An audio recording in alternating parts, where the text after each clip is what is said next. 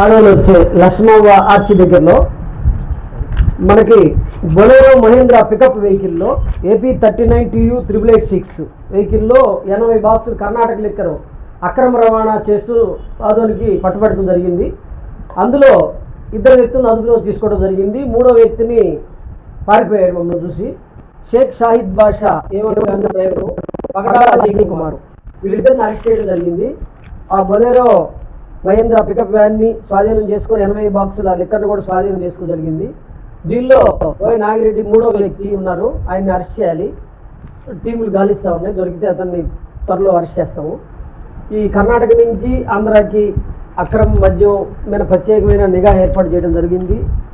గతంలో పాలసీలో ఉండే ప్రాబ్లం వల్ల విచ్చలవిడిగా కర్ణాటక నుంచి మనకి సప్లై జరిగింది. దాన్ని అరికట్టడమే లక్ష్యంగా ప్రత్యేకమైన టీంను ఏర్పాటు చేయడం జరిగింది.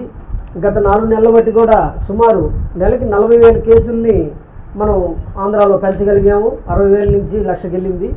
సో అంతే, గతంలో ఈ రెవెన్యూ తగ్గినట్టే గవర్నమెంట్కి. సో ఇప్పుడు దాన్ని ఏమాత్రం తగ్గకుండా, మన సేల్ తగ్గకుండా అక్రమ మద్యాన్ని పూర్తి స్థాయిలో అరకట్టడం జరుగుతుంది. దీంట్లో ఎవరున్నా కానీ వాళ్ళందరినీ పూర్తి స్థాయి విచారించి తదుపరి చర్యలు తీసుకోవడం జరుగుతుంది. 3.5 లక్షలు ఉంటుంది. ఆదోని పరిసరాలు.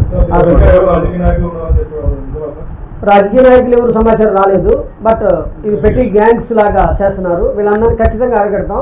పీడీ యాక్ట్ కూడా రెడీ చేస్తాం. నెక్స్ట్ ఎవరెవరు ఉన్నారో కొన్ని ఐడెంటిఫై చేశాము.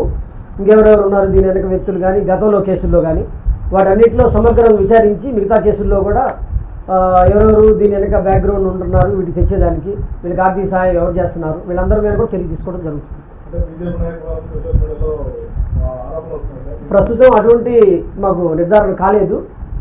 ఏమున్నా కానీ చర్యలు తీసుకోవడం జరుగుతుంది. గతంలో పారిపోయిన అతని మీద కేసులు ఉన్నాయి, వీళ్ళ మీద లేవు, కొత్త వాళ్ళు ఉన్నారు. సో అతని మీద గతంలో కూడా కేసు ఉంది. మిగతా ఇన్వెస్టిగేషన్ చేసి ఇంకెవరెవరు ఉన్నారు దాని మీద వాళ్ళ మీద పూర్తి స్థాయిలో చర్యలు తీసుకోవడం జరుగుతుంది.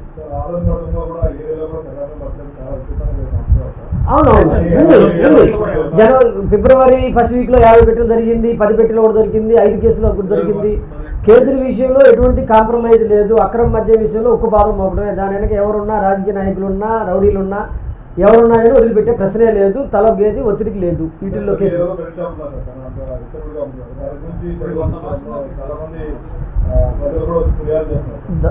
ప్రజలు ఫిర్యాదు చేసేదాకా కూడా మేము ఉండవు. మేమే ఇన్ఫర్మేషన్ సేకరించి పట్టుకుంటున్నాం. మాకు ప్రత్యేకమైన ఫిర్యాదులు రావట్లా, బట్ మేమే నిఘా పెట్టి వీటిని కంట్రోల్ చేస్తున్నాం. మనకు ఉదాహరణ ఇక్కడే 250% పెరిగింది సేలు ఆదోల్లో గత 4 నెలలు బట్టి కూడా. గతంలో ఉన్న సేల్కి పోయిన సంవత్సరం ఈ సంవత్సరం 250 పెరిగింది, కానీ ఇంకా ఉందనేది మాకు అభిప్రాయం. సో ఖచ్చితంగా ఒక్క సీసా కూడా కర్ణాటక మధ్య ఇటు అమ్మడానికి వీలు లేదు. ఉంటే పీడీ యాక్ట్లు కూడా పెడతాము, కఠినమైన చర్యలు తీసుకోవడం జరుగుతుంది. డీటెయిల్ ఇన్వెస్టిగేషన్లో మిగతా ఎవరి పేర్లు ఉన్నో వాళ్ళందరినీ కూడా ఇన్వాల్వ్ చేస్తాం.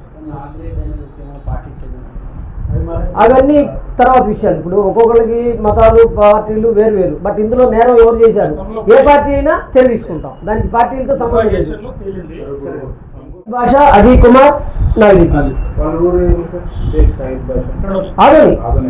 ఆదోని. ఇంకోటి మనకి డివిజన్ సరిహద్దుల్లో కర్ణాటక సరిహద్దులు 4-5 చెక్ పోస్ట్ ఉన్నాయి. 5 మొత్తం అక్కడ అవి దాటి వచ్చినట్టు తనిఖీలు. అంటే ఇందులో మీరు చెప్పింది కూడా కొంత వాస్తవం ఉంటుంది. మన సిబ్బంది ఉన్నారు, చెక్ పోస్టులు, సిఐలు, ఎస్ఐలు ఉన్నారు, లిమిటెడ్ సిబ్బంది ఉన్నారు. వాళ్ళు తనిఖీ చేస్తున్నారు. కొన్ని కేసులు కూడా పట్టుకున్నారు వాళ్ళ వైపు నుంచి కూడా. బట్ మనకి మీకు తెలియదు కాదు, వేరు రూట్లు ఉన్నాయి కదా, పోరస్ రూట్లు ఉన్నాయి. డిఫరెంట్ టైంలో వచ్చేదానికి వాళ్ళు కొత్త విధానాలు ఎందుకుంటున్నారు దొంగలు. మనం కూడా కొత్త విధానాల్లో నిఘా పెట్టి పట్టుకునేది గ్యారెంటీ. ఇదైతే ఖచ్చితంగా అరికడతాం.